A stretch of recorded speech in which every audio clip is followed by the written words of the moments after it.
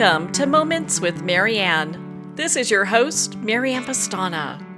And we're here today with special guest, Jessica Dennehy, who's here to share with us her new book, Selfish is a Superpower.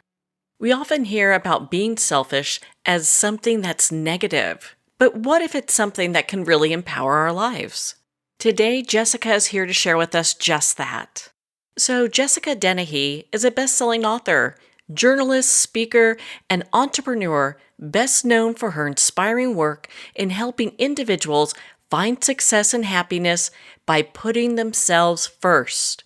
As a former Wall Street regulator, Jessica started her entrepreneurial journey 11 years ago when she opened a brand of luxury barbershops called Mad Men. She's the renowned author of the #1 bestseller, Pivot and Slay, The Ultimate Guide to Mindset, and through her company, Pivot and Slay Consulting, she offers career concierge services that empower entrepreneurs to get selfish and step into their power. Through her one-on-one mentoring, she helps clients create an aligned life that includes massive business growth and personal success. So let's welcome to the show, Jessica Dennehy. Thank you so much for having me. I'm excited to be here. Oh my goodness, what an honor it is to have you here and to talk about this book. I know you're a best-selling author. What inspired you to write this book? Oh, this book was my heart and soul, I have to say, because what I realized is throughout my career, I've kind of always put myself last. And there came this moment in time in 2020 where I was faced with a really great business opportunity, and I had to choose whether I was going to continue to take my kids and put their happiness and their stuff before me, or if I was going to take a chance on me. And it was a really pivotal moment in my life. And I got through it now, getting through it and seeing the other side of it. I learned so many lessons. And I thought, if I hadn't done that, if I hadn't put myself before them for that moment in time, I would have never created this amazing, happy life that I've created for the three of us. And other parents need to hear this because we go around thinking if we put ourselves last, that will make our kids the happiest. That will show them how much we care. That will create this life. And it's actually the opposite. And I thought, I have to tell the world this story. I have to tell the world how, if we use selfish as a superpower, it's actually an amazing tool that can help us elevate not just ourselves and our happiness, but our brands, our companies, our families, our relationships. How powerful is that to redefine that word for everybody and make it not something we should be ashamed of, but something we should use as a strategy? I think that's so empowering because how many parents go around going, gosh, I've got to take my kid to soccer and then they have piano and all these things where basically at the end of the day, they're just kind of crawling into bed exhausted. Exactly. And what I learned over the last 3 years is this. I was way more physically present for my children 3 years ago before this pivotal moment. I was there. I was there a lot. I was at all the stuff. I was at all the pickups, all the drop offs, all the activities, but I was blah. I wasn't my happy, blissful self. So was I there more frequently? Yes. But the time I was spending wasn't as impactful as it is now. I was actually, and I think a lot of us are doing this unintentionally, by continuously putting ourselves last and calling it selflessness and feeling proud of that. What we're actually doing is showing our children that even though we say, go for your dreams, go live a happy life, go build a life that lights you up, we're showing them the exact opposite. And we all know kids, they're not going to listen to what we say. They are going to do what we do. They're going to mimic the actions that we take each and every day. So by putting ourselves last all the time, we're actually showing our kids that when they grow up, that's what they should do. They should just put themselves last. They should be semi-happy. And that's the life that they should create. And that's absolutely the opposite of what I personally want to teach my children. And I think a lot of parents feel that way too, but they don't know how to show them anything else because we are live in a world that tells us doing things for ourselves is wrong. It's selfish. It's bad, right? So I'm trying to redefine that word for people so they know it's just another tool that we have. The same way that being selfish all the time is a terrible thing, obviously. We don't want to always be selfish. We want to use it strategically. But in the same breath, being selfless all the time is also bad. Like too much of these things, these polarities is not good. We need to find some kind of harmony between the two where we get to explore ourselves as an individual. And for a really long time, I got caught up in the roles that I play. If you asked me, who is Jessica? I would be like, I'm a mom, I'm a business owner, I'm a lawyer. That's not who I am. That's not Jessica. Those are the roles that I play in life, and they all come together to form who I am. But I was so lost, I couldn't even identify myself outside of that terminology. And so getting selfish and using it as a superpower for me was really connecting with who I am as a human being. Because guess what? My kids, one day, they're going to have their own lives. And I have to be able to come to the table and create a life that makes me happy, regardless of whether they're with me or they're not. And as they evolve, I can evolve too. And that's part of the reason that I think parents get more miserable as the kids get older, is because they're losing their purpose as their kids need them less. So I'm really trying to create a life right now that is multidimensional and caters to each part of myself and not just the roles that I'm playing in life. It seems that we're stuck in a very old model in how to operate with our children, and it's time to find something like what you teach that brings us more into balance. I think this is not just for parents, by the way. Like if people are listening out there and you're like, I'm not a parent, this doesn't apply, you're wrong. Because think about this. If you're living a life that doesn't make you happy, how are you showing up to your friendships? How are you showing up to your parents? How are you showing up to your siblings? How are you showing up to your spouse or your partner? The happier you are, the more energy and enthusiasm you bring to each of those roles in your life. And we kind of have fell into the trap that I'm talking about, which is like our parents told us to go out and be happy, but they were being martyrs. And so now we're consequently being martyrs too. And we need to break the cycle and kind of get out of that mentality. And the way that we can do this is by just remembering that we're human. We do have hopes and dreams and likes and dislikes, and we need to start tapping into those. And some of the best ways to get more successful in business and life is to remember how you used to be as a kid when you were like kind of carefree, like you're carefree and you're like, woohoo, life is great. Everything's awesome. You didn't have a lot of responsibility. I try to recreate that energy in my life every day, even if it's just for 20 minutes. Like I do something fun every day for myself.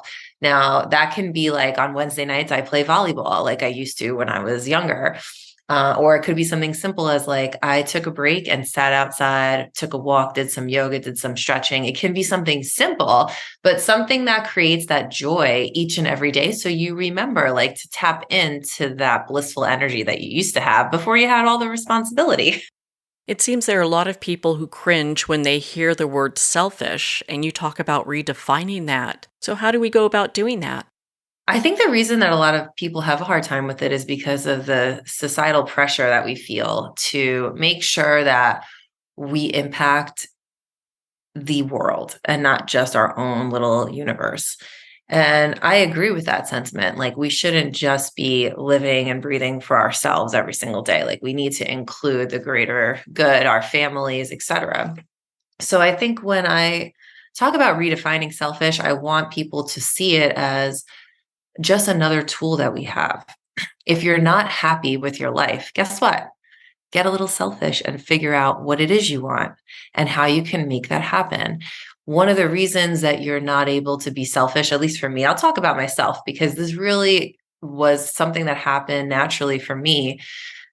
Around 2016 is the first time I started to dip my toe into this because I was going through a divorce. And when you're going through something really significant in your life, it's really, really hard to parent at the same time because you're having all these overwhelming emotions and it's hard to be there for other people. And so what I realized in that moment was like, holy cow, I really got to take care of myself because the less I take care of myself and push these emotions to the side, the worse of a parent I am becoming. And so I really started to think about who I and what I was giving my time to every day, because my universe shrank. I became a single mom. I didn't have the same amount of time anymore because now I was doing what two parents normally do. I was doing them as one parent. And I started to think to myself, like, man, if I don't take care of myself a little bit more, I'm not going to be able to make it through this.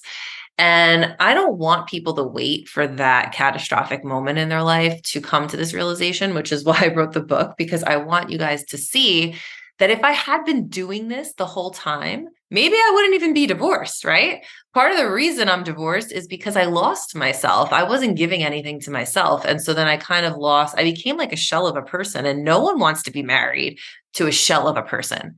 No one wants to be friends with a shell of a person, right? We're looking for people who are vibrant, who are energetic, who are interesting. And you cannot be interesting if all you do is parent, or all you do is work, or all you do is sit in front of the TV, right?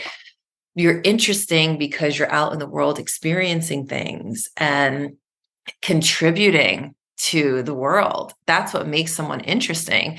And that's also what makes us happy, because we want to feel like we are significant. And so, in order to be the most significant I could be, I really had to start finding out who I was again, because I didn't know. I had become stuck in that trap of having young kids and doing everything for them and not really tapping into me.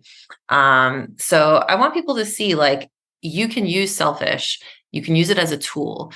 It can happen every day. And that doesn't make you a bad person just because you're trying to make yourself feel fulfilled. It's actually a beautiful thing.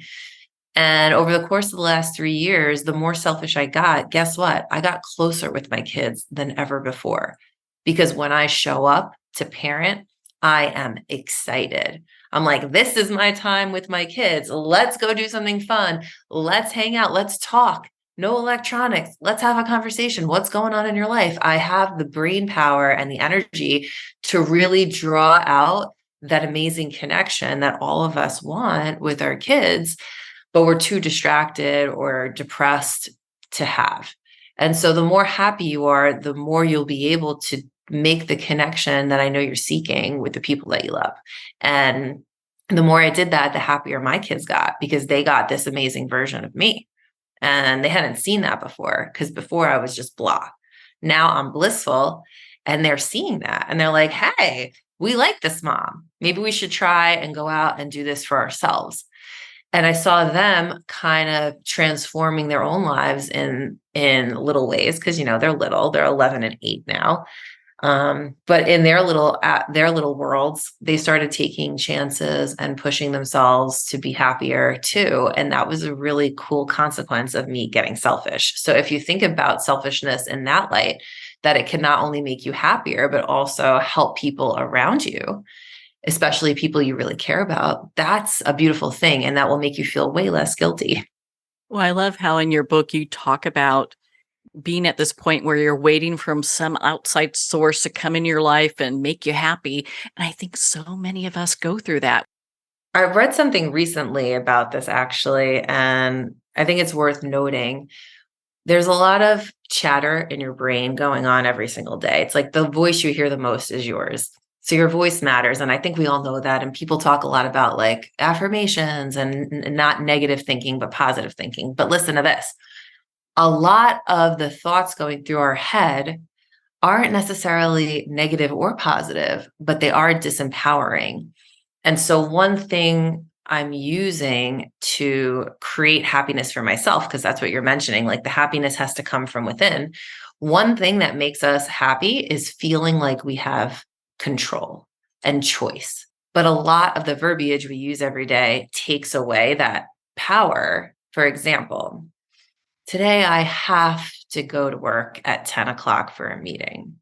I have to insinuates that you don't have a choice. And what happens when we feel like we don't have a choice? We feel helpless. We feel depressed. So even just a slight turn of word, such as today, I get the opportunity to go to this meeting at 10 o'clock. That is like, I choose this opportunity. just saying those words out loud, it makes us feel empowered because the truth is you don't have to do anything. No one is forcing you to do anything, right? You actually choose every word out of your mouth, every action that you take every day, all day long, but we're not taking ownership of that. And so then we feel disempowered and lethargic and unmotivated just simply because of the way that we phrase things to ourselves. When I heard that, holy cow, I was blown away because I'm guilty of that too.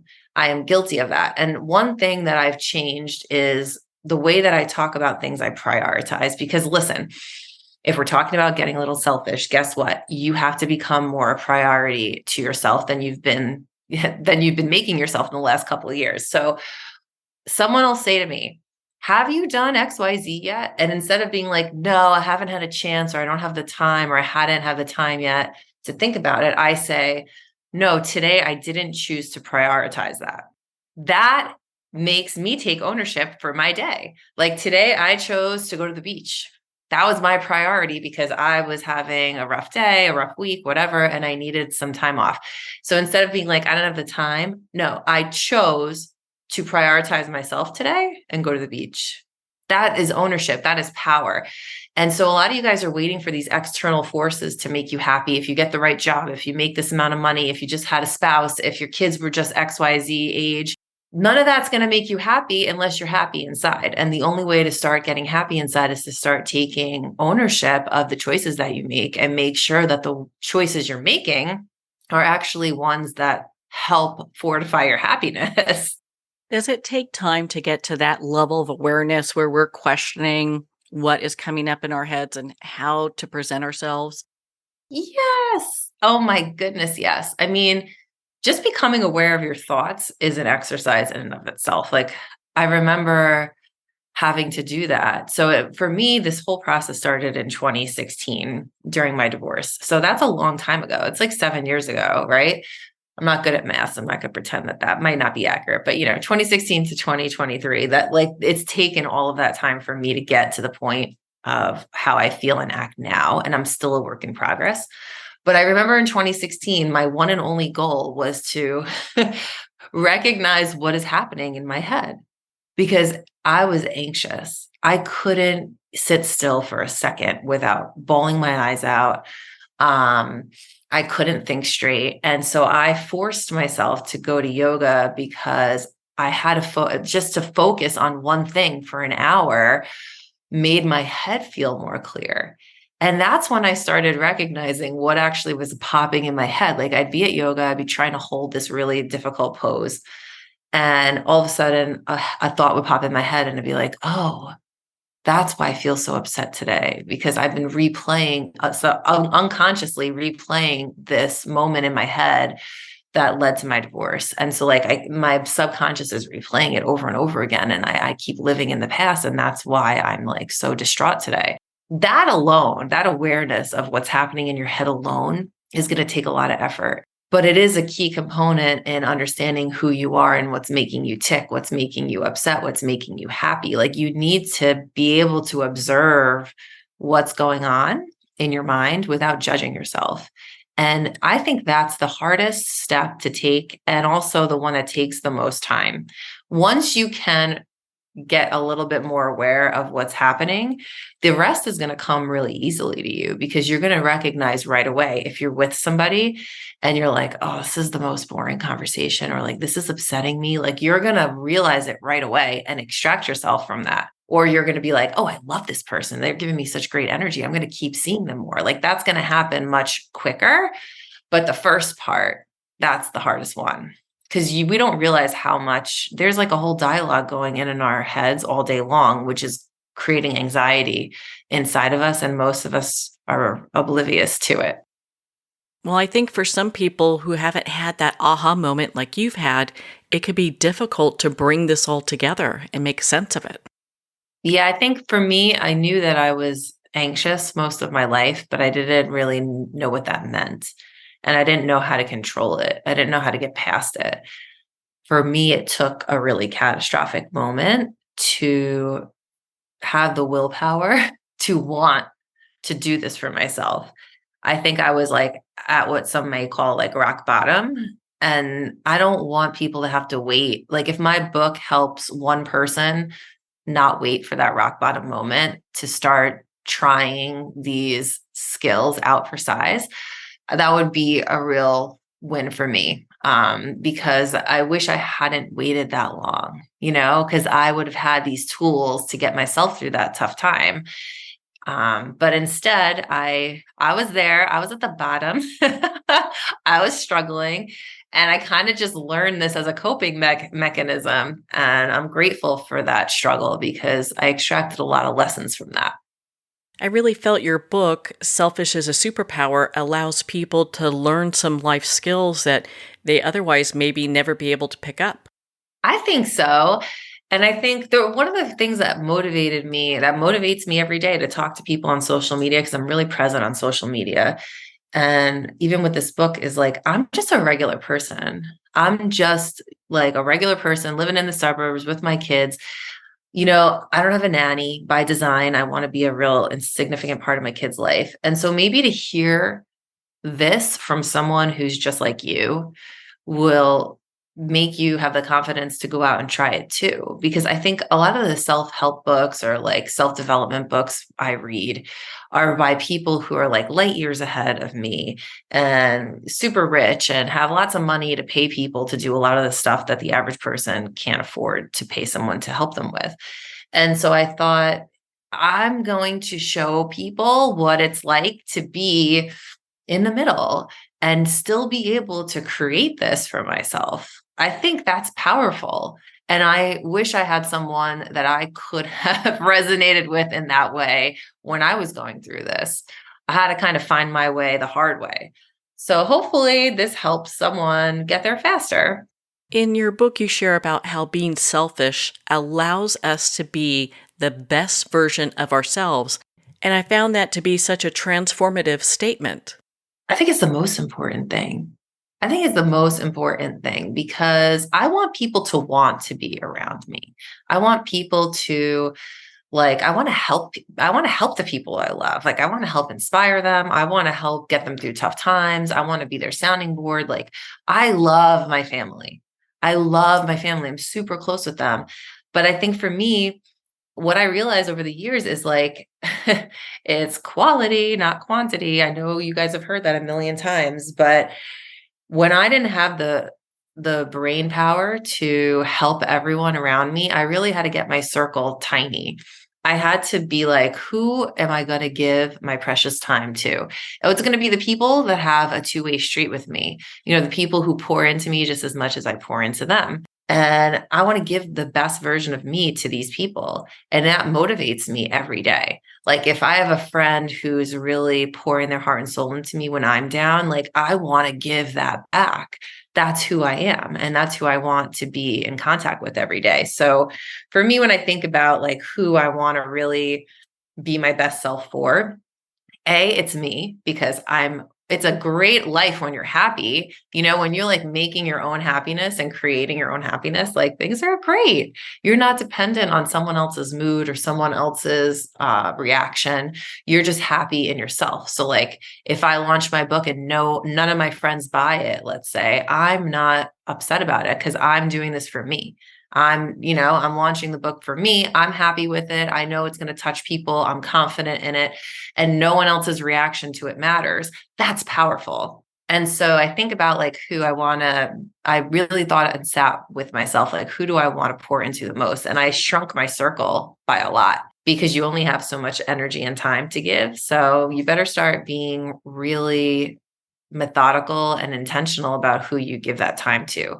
And I think that's kind of a pitfall of a lot of people who get lost is we're trying to give our time to the wrong people. People that don't really care, people who are not going to really be there for us when we need them. The sooner you look around and see who's in your circle, and who is really an impactful person to you, I think the easier it is to get happy because then your circle is the right people, the right fit, the right impact, the right energy level, the right enthusiasm, like positivity. And I think that's an important part of getting selfish is kind of letting go of those people who are not serving you and not feeling guilty about it. I think that's so powerful. I mean, how often do we take inventory of the people around us?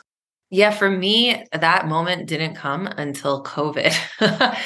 This is recent, like 3 years ago. The moment I talk about in my book, Selfish is a Superpower, is really about this moment in time where my businesses were shut down because of COVID. I own a couple of barbershops. We weren't allowed to have them open, and money was just flying out the door, right? Like trying to make sure that we stay relevant while the shops are closed, trying to make sure we have enough money to bring everybody back. We don't lose our space, we don't lose our clients, we don't lose our staff. It was hard. And at the same time, I was like, oh my God, I'm a single mom. Like, I cannot be unemployed even for a couple of months. Like, no. And I just dug deep to figure out how I could make money during that time. And that took a lot of energy because I was feeling a lot of emotion, just like everybody else. Like there was a lot of moving parts. Like, was I going to have a business, the business I worked so hard for 10 years? Was I going to lose it? Was I going to come back? Was I going to have enough money? My kids are home. Are they okay? Emotionally, how's everybody doing? Oh, we need to go do Zoom class for the kids, blah, blah, blah, right? All the stuff that everyone was dealing with, except I also was trying to figure out how to open a new business. And all those things were happening. So I had time for nothing. Like really, I had no choice but to pick and choose like the 5 people I'd be able to talk to every day, because that's all the energy I had. Before that, I had never taken an inventory of the people around me. I learned real fast who I could talk to and who I couldn't, because there were just some people who they just wanted to watch the news all day and talk about all the drama. And that just stressed me out. And I was already stressed out enough. There were some people who I realized had been leaning on me, one-way street relationship. And now that I didn't have the time to talk about their problems nonstop, they didn't even care to talk to me anymore because I wasn't serving a purpose for them, which was mind-blowing because I'm like, I just poured into you for years and now I need you. And you're like, sorry, I can't provide what you've been providing for me the whole time. I think that moment in my life was when I really started to take an inventory of who I was spending time with.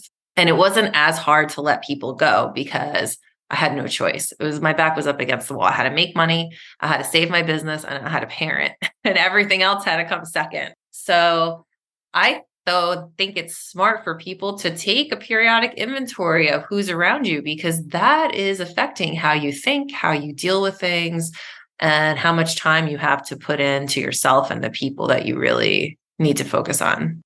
I think that's such a powerful way of putting things about how we pour into other people because don't we do that? It hurt. I gotta be honest. Like there were some relationships that I thought were more meaningful than I guess they were to the other person. I don't know.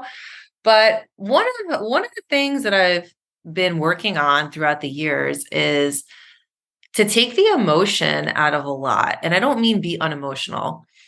What I mean is, in order to elevate in the ways that I'm describing, it takes a certain level of non judgmental observation.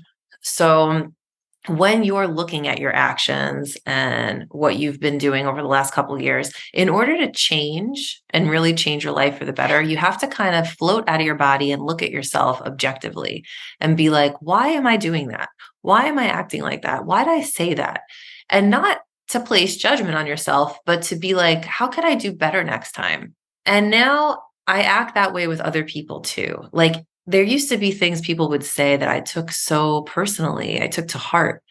And I've realized throughout the years, like most people are floating around in their own bubble. They don't know, they're not self aware. They don't really understand why they do things. They're not trying to understand themselves. They're just in autopilot. And most of what they say and do is not a personal attack on us. It's just because they don't want to turn the microscope on themselves. And once you take that personal like emotion out of it, it's really easy to move on. It's really easy to observe who really cares, who really wants to be in your world for the right reasons and who doesn't, and then to move on from the people who don't without anger and without sadness, but observing like they played a role in your life as a lesson. And now you take that lesson and you just part ways and it's okay. That burden is lifted off of you to have to mourn the loss of every single person, right? Like you don't have to carry that. That's something we put on ourselves. And I realized that recently. And so for me, when I observe that something is not healthy for me anymore, I can really move on with happiness and no anger or resentment. That's a very, very, very big flex. It takes a while to get there, but once you're there, man, it's so freeing. And it is selfish a little bit. It is selfish because you're deciding, I'm not going to just be a doormat anymore. If we are in a relationship, whether that's a friendship, whether it's familial, whether it's romantic, if this isn't two-sided, I'm not going to accept it. I'm not. I'm not just going to be there for you all the time and never get anything in return. That is not healthy for me. That doesn't make me happy. That isn't in furtherance of my own joy. And so I choose to let that go. Whoa.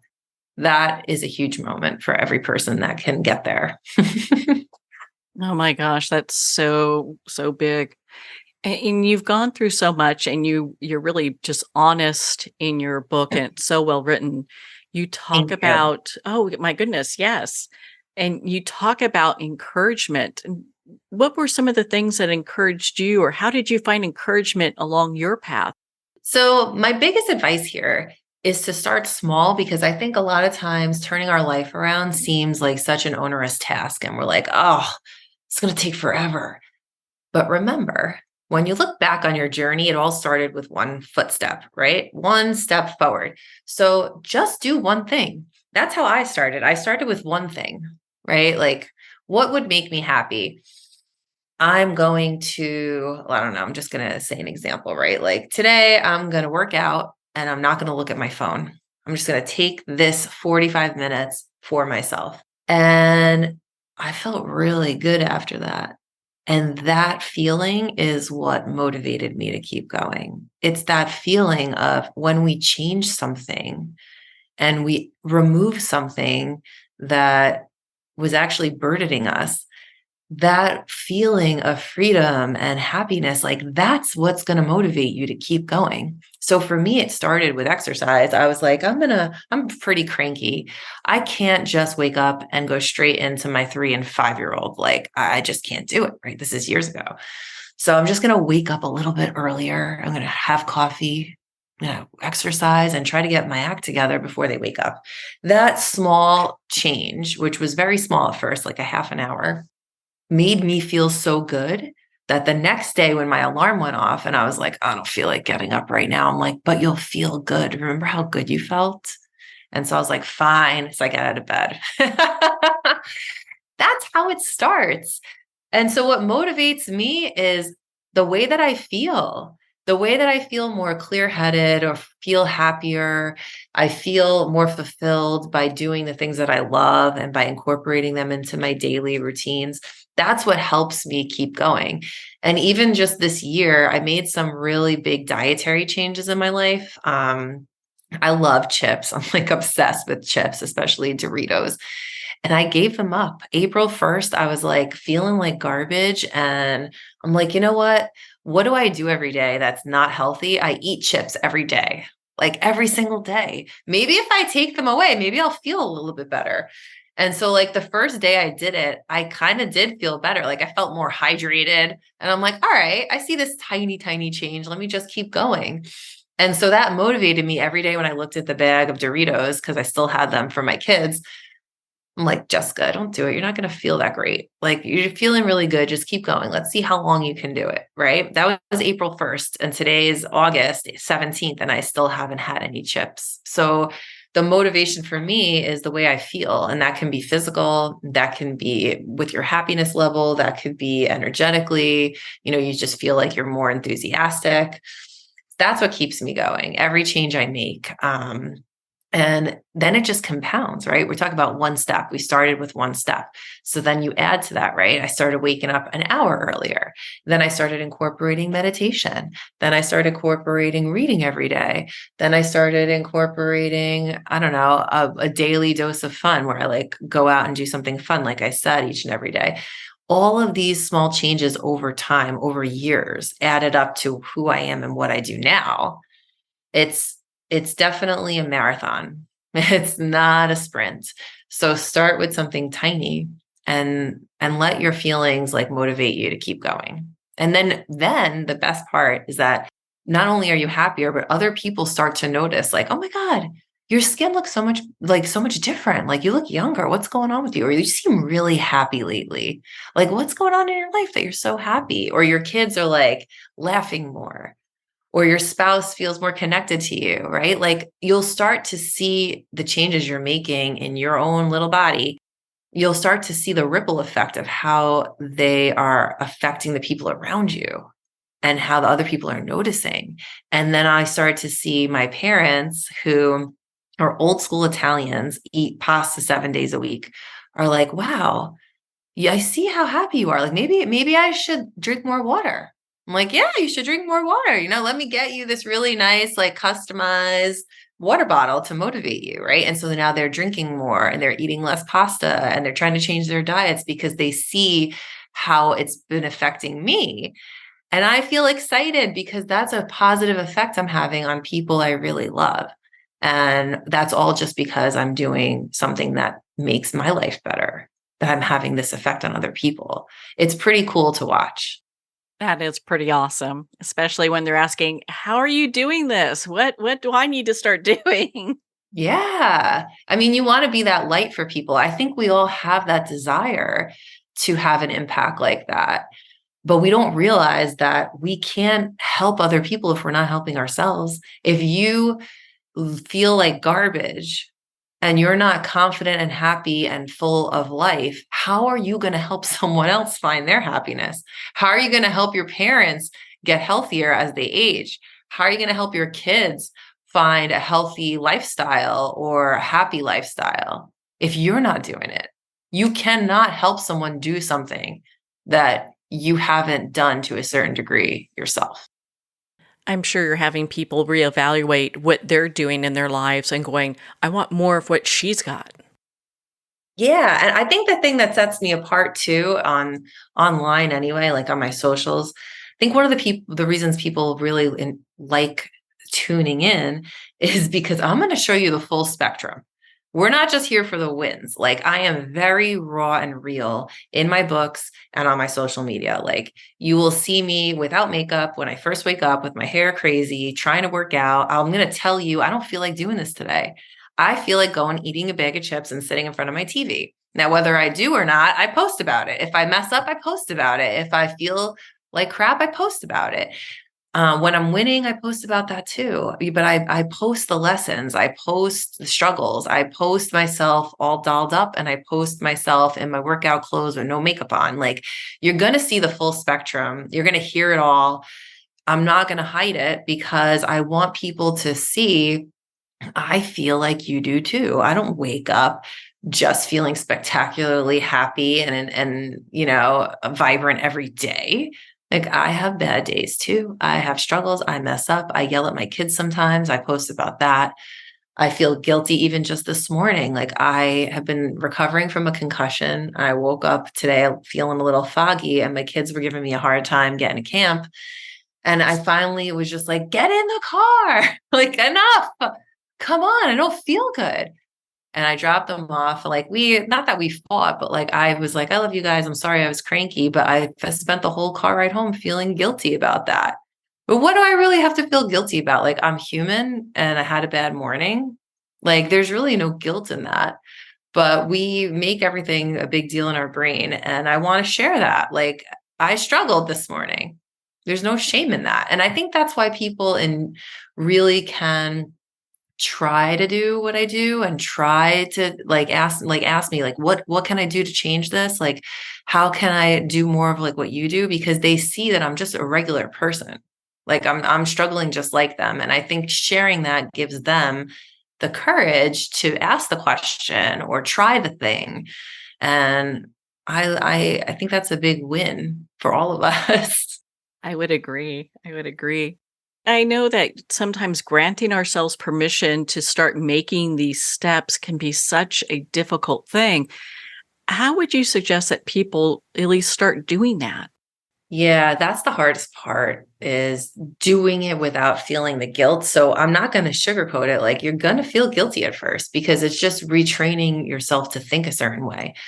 I don't think the guilt falls off until you start to see a result of some sort. And so don't expect that to happen like instantly. We don't see results instantly. We know that, but we still expect them. I don't know why we do that to ourselves. Um, so my suggestion to you is pick one way that you can maybe implement this like a little version of selfishness every single day and stick with it for a couple of weeks. See how you feel. See what starts to happen with the people around you.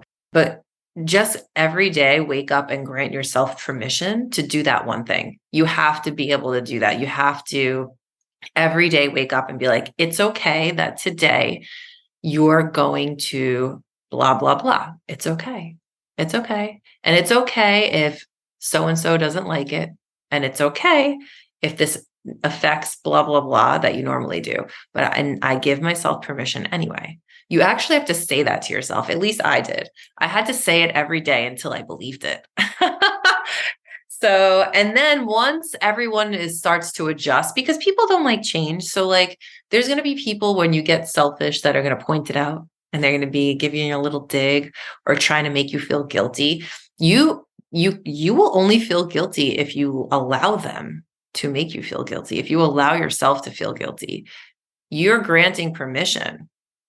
So you have the power. Remember, we went back to self-talk. You have the power to not allow anyone else to make you feel guilty. You have the power to wake up every day and not feel guilty. It's a choice. You choose to not feel guilty for this one little tiny thing you're doing for yourself every day. A little tiny thing, just a little tiny thing. Okay. Talk to yourself. I know it sounds crazy, but do it. Once you start doing it out loud, eventually you won't have to. Eventually it's just going to come more naturally, but you got to form the habit. And I think they say a habit takes like 90 days to form. So you're in it for the long haul, guys. Choose this one thing and do it for 90 days. Where do you think people get hung up the most? Consistency. I think it's really hard for people to be consistent. And the funny thing is, it's actually ironic. Most people, especially entrepreneurs, I find the hardest part of being an entrepreneur is for people to stay consistent and do things before they see the results because we all want instant gratification. I actually had the opposite experience. I was so consistent, I became neurotic. I was so wedded to my routine. I was rigid. I didn't know how to go with the flow. And so part of my journey has been to allow myself some ebb and flow, to allow myself permission to say, I don't feel like this today. I don't have to stay wedded to this strict, rigid formula of life. And the more I kind of went with the flow, the more happy coincidences started to appear and opportunities that I wouldn't have had if I had rigidly stuck to everything. So we all have our own journey in that way. But I think for the most part, people have a hard time staying consistent. And so that's why I'm saying the first 90 days or so, you're going to have to force yourself into it. It's like rewiring your brain to allow yourself to have this time. And I think once you get in the rhythm of it, and you force yourself, if you give yourself a 90-day time limit, I bet by the end of 90 days, you're just going to be doing it automatically. And that's what's going to make it easier for you. And that's why I said, just start with one thing. If you're having the opposite problem like I had of being so rigid, you're controlling and neurotic, then my advice to those people is to one day do what you feel like doing. How about that? Like wake up and listen to your body. Listen to what it's telling you. You feel like you need to let out some energy, go for a run. You feel like you need to rest, rest. Try to practice being in the moment and feeling what you feel and allowing it.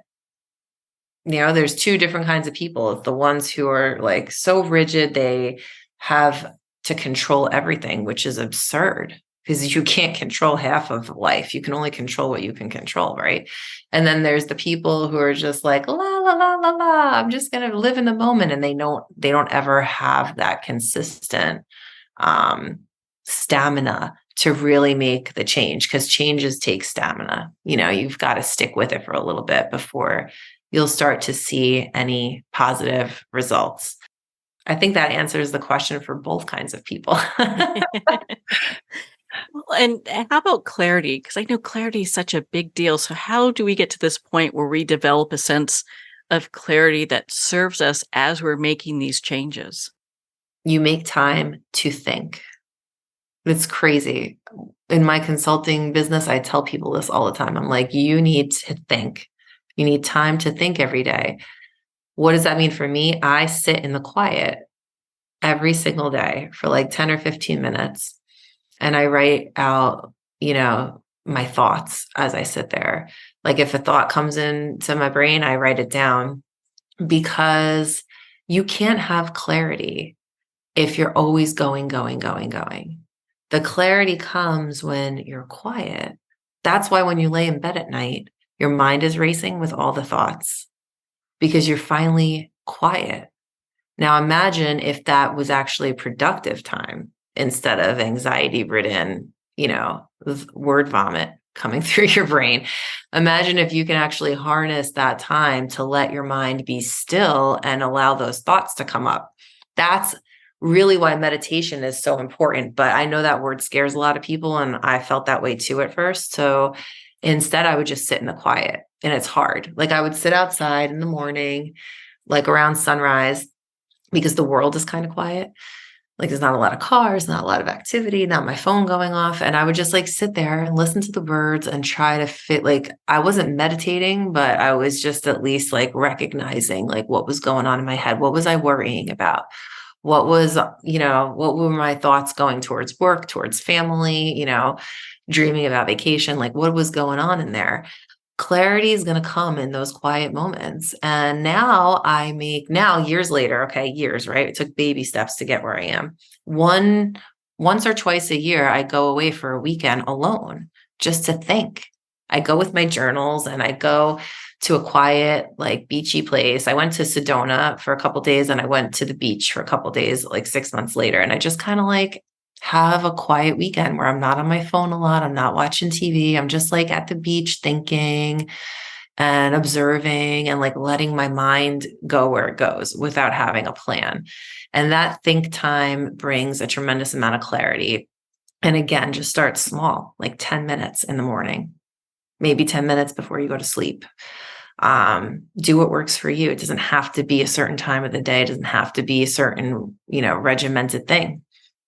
Know yourself and let it happen naturally.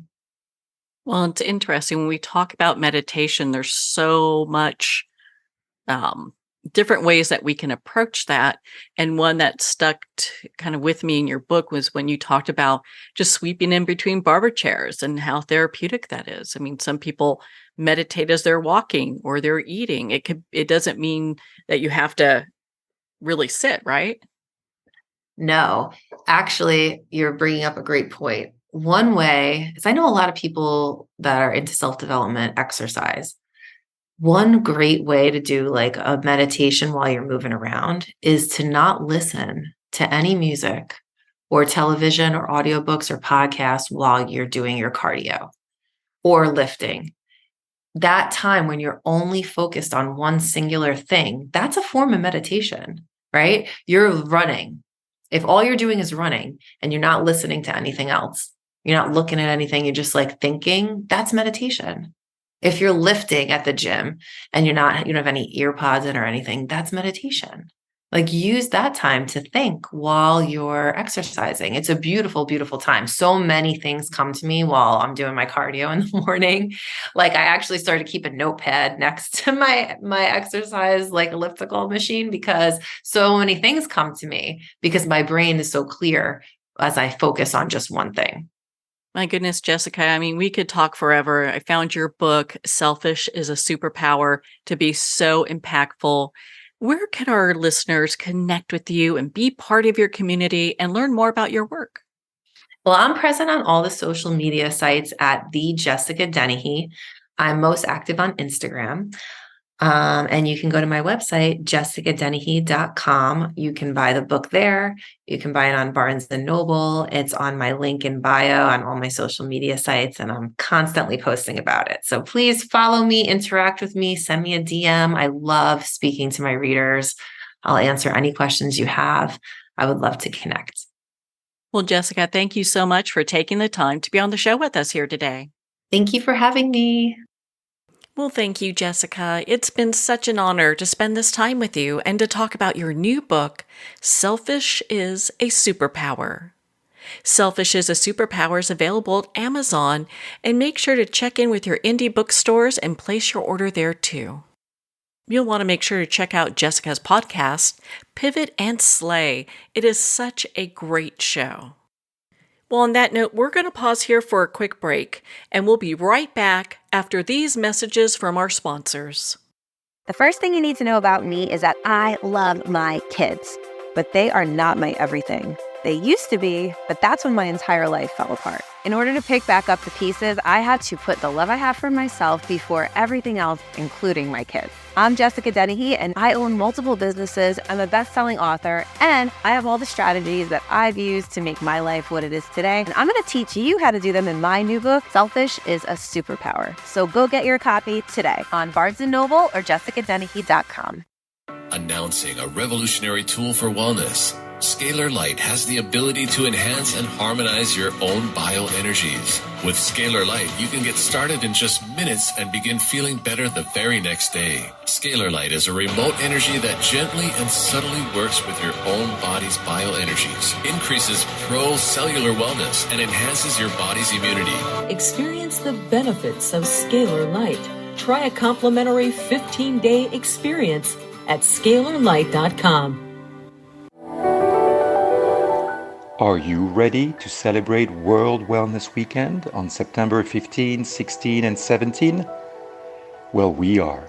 6,000 venues in 147 countries are organizing fun and free activities for you to enjoy with your friends, your family, your colleagues. Look on wellmap.org, WELLMAP.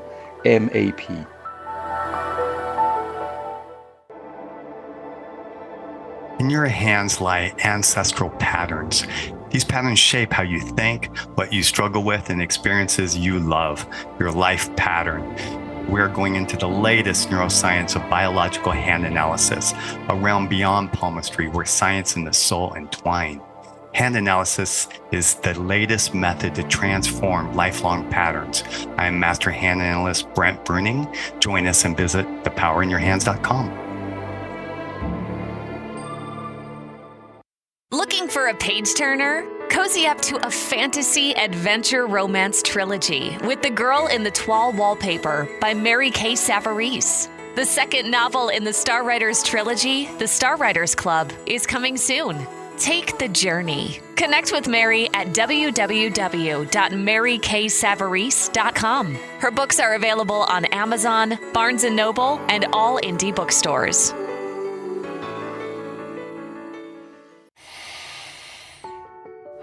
With Breath Hub, you'll experience the transformative power of breath as it harmonizes your body, mind, and spirit. Recommended by experts in fitness, sports, psychology, and medicine. Meet the scientific way of being well. Breath Hub. Breathe better, live better. Pandemonium.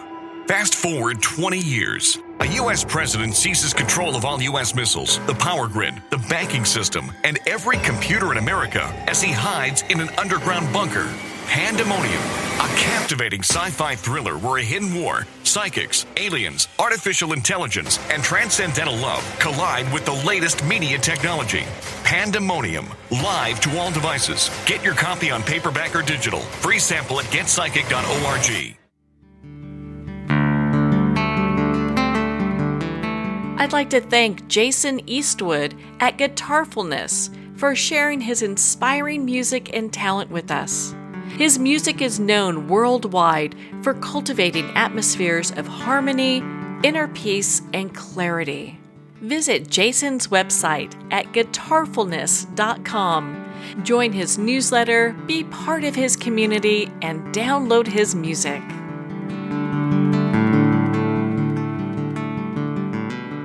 Well, we're at the end of our time today. I'd like to thank everyone for tuning in. You've been listening to Moments with Marianne, where we make every moment count.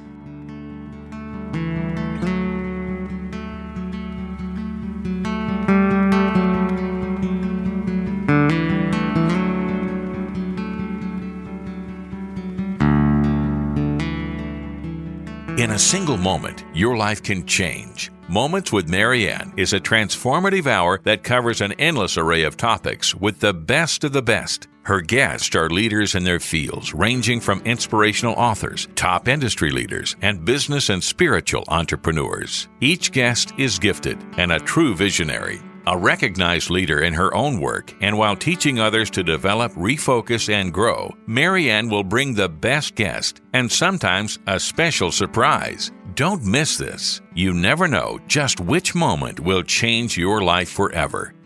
Make sure to tune in and visit momentswithmarianne.com for more information.